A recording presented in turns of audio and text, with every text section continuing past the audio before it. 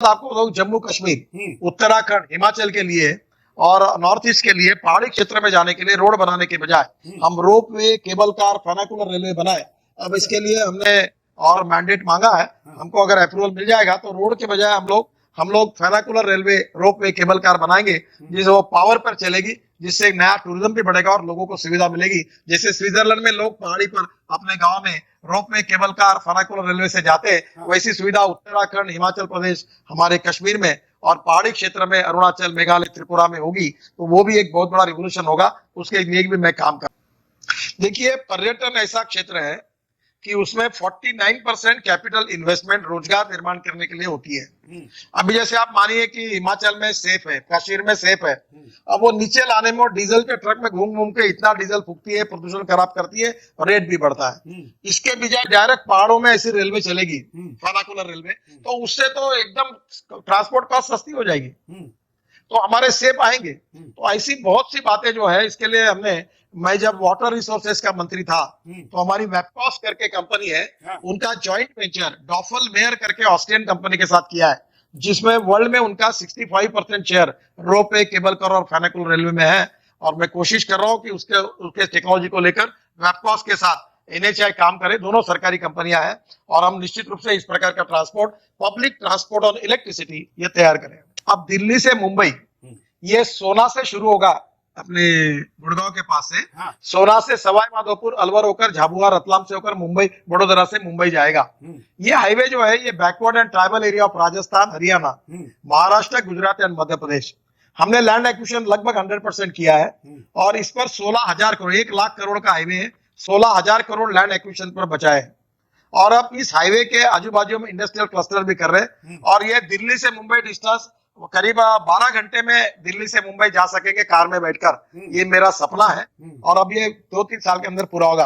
और मैं आपको और एक अच्छी बात बता रहा हूँ, पहली बार, कल मैंने एक मीडिया में थोड़ा उल्लेख किया था, आज ही मुझे बॉर्डर रोड ऑर्गेनाइजेशन के डीजी का फोन आया, और मेरा सपना था कि पिथौरागढ़ से हम लोग मानस सरोवर का रोड बनाएंगे, ये हमारे उत्तराखंड से।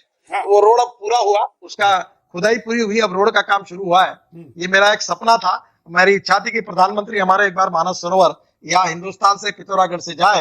अब जल्दी ही 6-7 महीने के अंदर ये रोड पूरा होगा, और मुझे लगता है एक बहुत बड़ा ब्रेक थ्रू है, क्योंकि नेपाल और हिमालय में, और हमारा जो काम था वो -8 डिग्री टेम्परेचर था, पर हमारे बॉर्डर ऑर्गेनाइजेशन के हमारे शूर सैनिकों ने बहुत मेहनत से काम किया है, और वहां हमारे हेलीकॉप्टर से हम लोग वहां हमारी ड्रिलिंग मशीन लेके गए, और वहां अच्छा काम हुआ है, और वो रोड अब लगभग पूरा टूट गया है, अब काम शुरू है, और 6 महीने के अंदर पूरा होगा। और मुझे विश्वास है कि अब मानस सरोवर दर्शन करने के लिए लोगों को नेपाल और चाइना जाने की जरूरत नहीं पड़ेगी। हिंदुस्तान से पिथौरागढ़ से हम वहां जाएंगे, और वहां से चाइना की सीमा तक हमारा रोड होगा, और चाइना से 10-12 किलोमीटर से तुरंत हम मानस सरोवर पहुंच जाएंगे। वो दिन अब दूर नहीं है, क्योंकि ऑलरेडी हमने एक 4 धाम का रोड भी बना रहे हैं, जो बद्रीनाथ, केदारनाथ, गंगोत्री, यमुनोत्री को जुड़ा है, उसका भी काम जोरों में शुरू है। शायद आप उत्तराखंड के लोग आपको बताएंगे। उत्तराखंड के मुख्यमंत्री थोड़ी देर पहले जुड़े थे, उन्होंने ये अपडेट दिया है।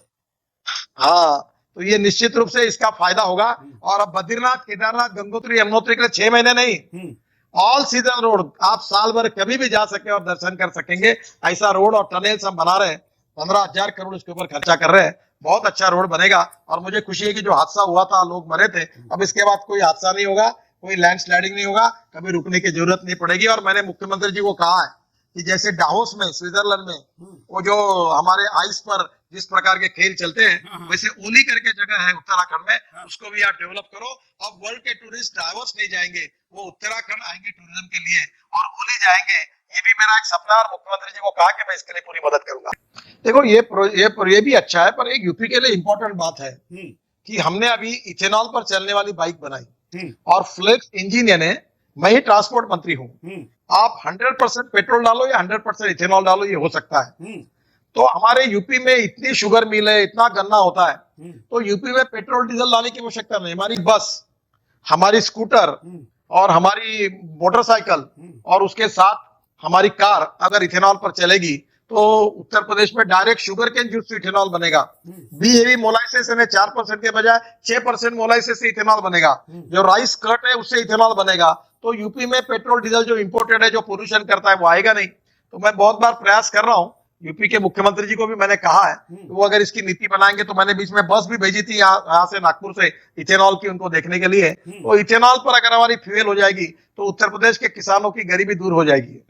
एक छोटी सी बात भी आपके माध्यम से मैं बताना चाहता हूँ कि ये जो परली है ना, परली जो आपके यहाँ पोल्यूशन करती है दिल्ली में, 5 टन परली से 1 टन बायो सीएनजी तैयार होता है। अब इसके प्लांट लगे हैं और ये जो सीएनजी बनेगा इससे ट्रक, बसेस सब चल सकती है, कार चल सकती है।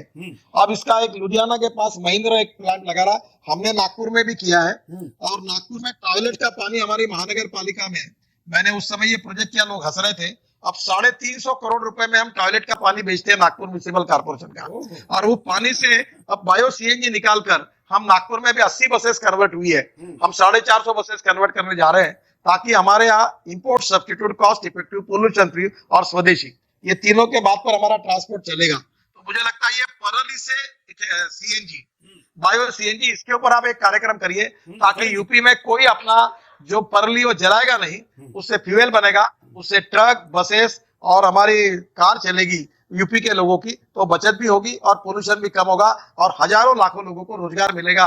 और परली न जलाने से मुझे लगता है दिल्ली का पोल्यूशन भी खत्म हो जाएगा।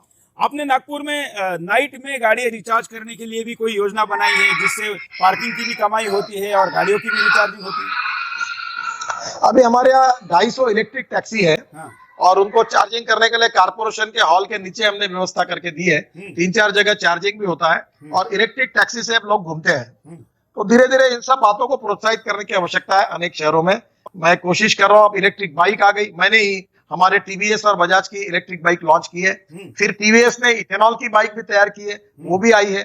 और मुझे लगता है इथेनॉल की बस नागपुर में चल रही थी स्कैनिया की। तो ये कार में भी हम लोग फ्लेक्स इंजन में ये कर सकते हैं, जिसमें टोयोटो, होंडा, मर्सिडीज, बीएमडब्ल्यू सबके मॉडल ब्राजील में चलते हैं। 100% इथेनॉल और 100% पेट्रोल। तो इसमें अब बायो सीएनजी पर ट्रक चल सकते हैं,